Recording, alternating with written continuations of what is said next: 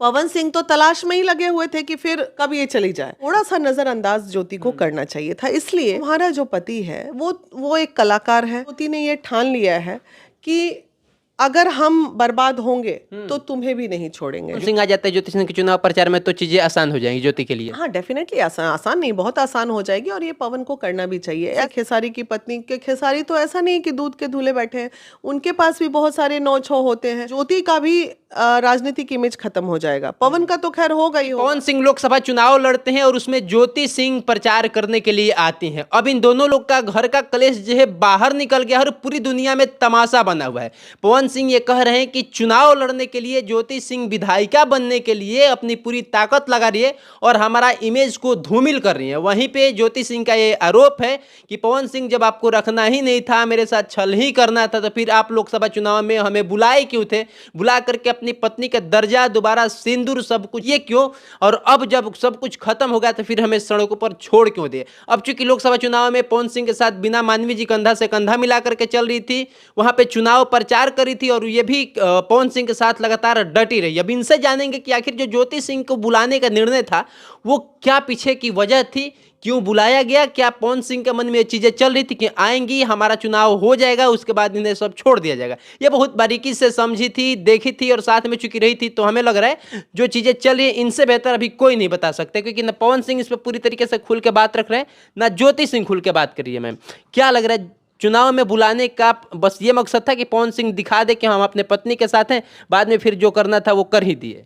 नहीं, देखिए, उस वक्त तो ऐसी कोई बात नहीं थी। दोनों में बहुत अच्छे संबंध हो गए थे। दोनों इनफैक्ट रिजल्ट के दिन मेरे आंख के सामने एकदम हाथ पकड़ के ज्योति को जब देखे कि अब हार की ओर नतीजा जा रहा है, तो उनका मूड पवन का ऑफ भी हुआ था और वो अच्छे से सब चीज़ गए थे। लेकिन प्रॉब्लम क्या है, वो जो ज्योति ने कहा एक बात, वहाँ जाने अच्छे से 15-20 दिन रही भी, सारा चीज़ नॉर्मल रहा घर में। वो इसमें कोई शक नहीं कि घर के कार्यों को वो अपने जवाबदेही से, क्योंकि उसके लिए तो एक नई चीज़ थी ना कि दोबारा एक खुशी का मौका मिला था। तो इस बार वो उसके तरफ से कोई गलती दोबारा जो गई, उसके तरफ से कोई गलती नहीं हुई होगी। अब रह गई बात पवन सिंह की। ज्योति का कहना है कि फलाना होटल में गए, इधर मिले, उधर मिले, इससे मिले। तो मेरा कि ये मानना है, अब जब घर में तुम थी तो डेफिनेटली वो किसी भी कलाकार से बाहर ही मिलेंगे, बाहर ही मुलाकात करेंगे। क्योंकि घर में वाइफ के होते कोई भी लड़की अगर आके बैठेगी, चाय पिएगी, गपशप होगा, मीटिंग्स होगा, तो पवन के लिए भी थोड़ा दिक्कत है और ज्योति के लिए भी।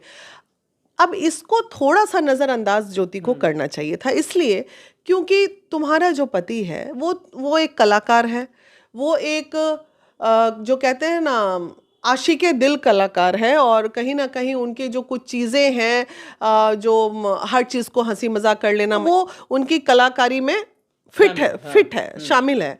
तो ये चीज़ जानते हुए तुम दोबारा गई थी, तो थोड़ा सा तुम्हें इन चीज़ों, हाँ, घर में अगर तुम्हारे सामने कोई लड़की को अगर घुसा दिए, तब फिर तुम अगर स्टेप ले सकती थी और उसी वक्त विवाद करती कि देखिए आज फिर मेरे पास लेके आ गए और इस तरह की। आराम से तुम आ गई, आने के बाद गुस्से में आई, गुस्सा ठंडा हो गया, 2-4 दिन बाद फिर चली जाती। पवन सिंह तो तलाश में ही लगे हुए थे कि फिर कब ये चली जाए। तो इन चीज़ों को ज्योति को थोड़ा इग्नोर करना चाहिए था। और अगर नहीं भी कर पाई इग्नोर, तो फिर तुरंत, जैसे ये मामला हुआ ना, जो मामला ये अभी की 9 महीने 8 महीने बाद, वो मामला तुरंत उसको 1 महीने बाद करना चाहिए था। कि 1 महीने तक जब पवन जी कांटेक्ट नहीं किए, तुरंत हम लोग का साथ लेती और तुरंत जाती कि देखिए ऐसा हुआ, आज भी ये काम कर रहे हैं और ये कर रहे हैं।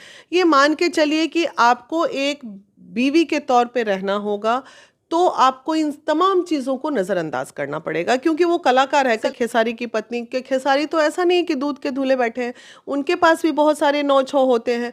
तो आज उनकी पत्नी रह रही है, तो ये सब चीज़ों, थोड़ा पेशेंस लेवल यहाँ पे ज्योति को रखना चाहिए था। लेकिन जिस प्रकार से पवन सिंह करे सब कुछ जो प्रपंच रचा जा रहा है, मुझे बदनाम किया गया सिर्फ चुनाव लड़ने के लिए। नहीं, गलत बात है ये।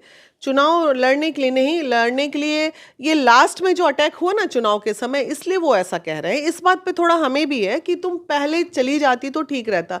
तो ये कहीं ना कहीं इसमें सही बात है।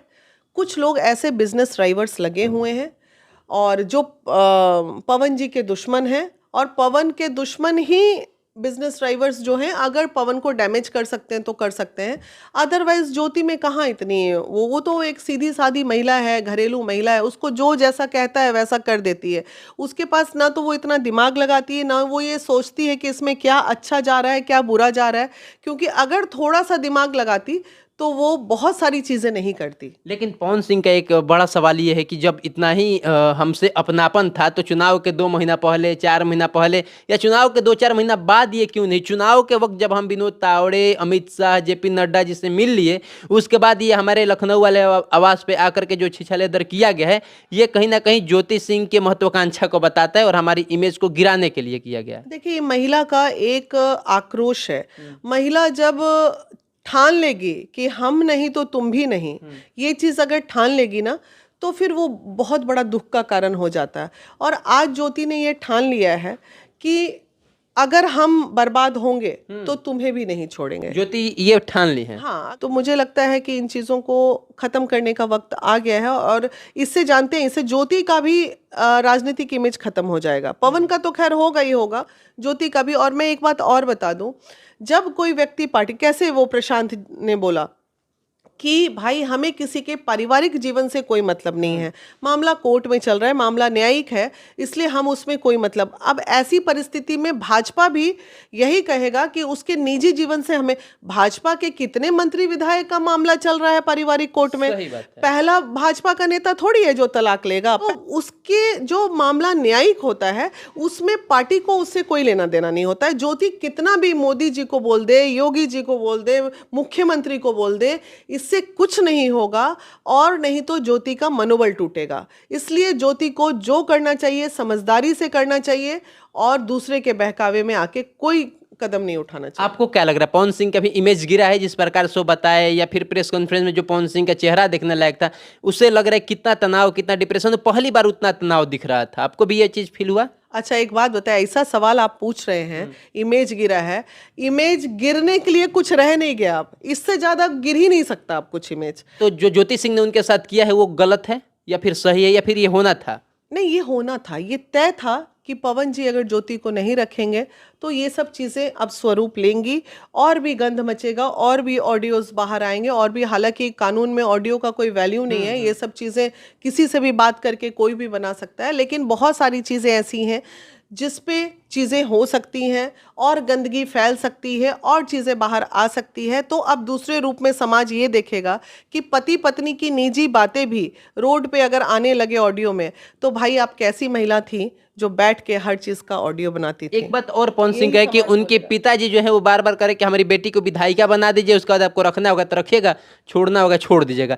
ये क्या लग रहा है, बातों में सच्चाई है या फिर बनावटी चीजें हैं? नहीं नहीं, ये बात नहीं हुई होगी। कोई भी पिता ना इस तरह का नहीं कर सकता है कि बना दीजिए उसके बाद छोड़ दीजिएगा। हाँ, ये जरूर ज्योति बोली होगी कि आपको मुझे नहीं रखना है तो मत रखिए, लेकिन कम से कम चुनाव में मेरा सपोर्ट तो कर दीजिए। इतना ज्योति जरूर रिक्वेस्ट की होगी। इतना रिक्वेस्ट तो हम लोग भी कर रहे हैं कि एक बार बोल दीजिए, बधाई दे दीजिए, तो इतना जरूर की होगी। और ये पवन को करना भी चाहिए, बिल्कुल करना चाहिए, क्योंकि उसमें नुकसान क्या है? अरे आप एक पराई महिला कह के सपोर्ट, आप एक तरफ कहते हैं हम महिलाओं का बहुत सम्मान करते हैं, तो ठीक है, अगर वो चुनाव लड़ने निर्दलीय होती है तो एक दिन आके आप प्रचार प्रसार कर दीजिएगा, दोस्त होने के नाते कर दीजिए, पति होने के नाते नहीं कीजिएगा। तो इसमें तो कोई, तो अगर पवन सिंह आ जाते हैं ज्योति सिंह के चुनाव प्रचार में तो चीजें आसान हो जाएंगी ज्योति के लिए? हाँ डेफिनेटली आसान नहीं, बहुत आसान हो जाएगी। और ये पवन को करना भी चाहिए ऐसा। यार कभी तो अच्छे पल बिताए हो, इतना क्या दुश्मनी हो जाता है? अभी 8 महीने पहले तक तुम दोनों ने अच्छे पल बिताए। तो क्या पवन सिंह के मन में ये चीजें नहीं थी कि हाँ इन्हें बुला करके ज्योति सिंह के लोकसभा चुनाव प्रचार में फिर छोड़ देना है या फिर अपनी काम निकाल करके इन्हें साइड कर देना है?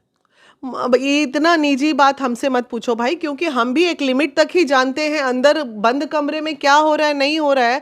बस हम अंदेशा लगा सकते हैं कि ऐसा हुआ होगा, क्योंकि आपका नाम और भी लोगों का नाम लिया जा रहा है कि आप लोगों ने मिलकर के बुलाया है, फिर साथ में घुमाया, आप लोग की प्लानिंग है। दोनों लड़ लिए, झगड़ लिए, फिर अलग हो गए, तो उसमें अब हम क्या कर सकते हैं? हम तो अभी तक यही कोशिश में लगे हैं कि एक एमिकेबल डिसीजन हो और एमिकेबल डिसीजन होके एक राय हो। हालांकि अभी बात हो गई है, ज्योति बैठने के लिए भी तैयार हो गई है, अब देखते हैं क्या होता है। तो ज्योति सिंह के बार बार डिमांड है कि आप भी प्रेस कॉन्फ्रेंस करिए, हम भी करेंगे एक साथ और अपनी अपनी बात को रखेंगे दर्शकों के बीच, जनता के बीच। ये सही कदम है ना, ये गलत है। अरे पति पत्नी की बातें हैं, सड़क पे हर चीज पीसी करके अपनी राजनीतिक मुद्दों पे प्रेस कॉन्फ्रेंस करो। ये पारिवारिक मुद्दों में प्रेस कॉन्फ्रेंस क्या होता है? ये तो बंद कमरे की चीजें हैं, कोर्ट की चीजें हैं। ये सब अच्छा नहीं होता, इसका असर समाज पे जा रहा है। अब जैसे पवन सिंह के तरफ लोग बोल रहे हैं, अब क्या करेगी जो मिडिल क्लास फैमिली की भी महिला होगी, वो ज्योति से प्रेरणा ले रही होगी। चलिए, तो बाकी सब बातों पे आप क्या सोचते हैं अपनी प्रतिक्रियाओं को कमेंट बॉक्स में रख दीजिएगा। बाकी पवन सिंह ज्योति सिंह का मामला पूरे हिंदुस्तान में सुर्खियों का पूरा बयार बह रहा है।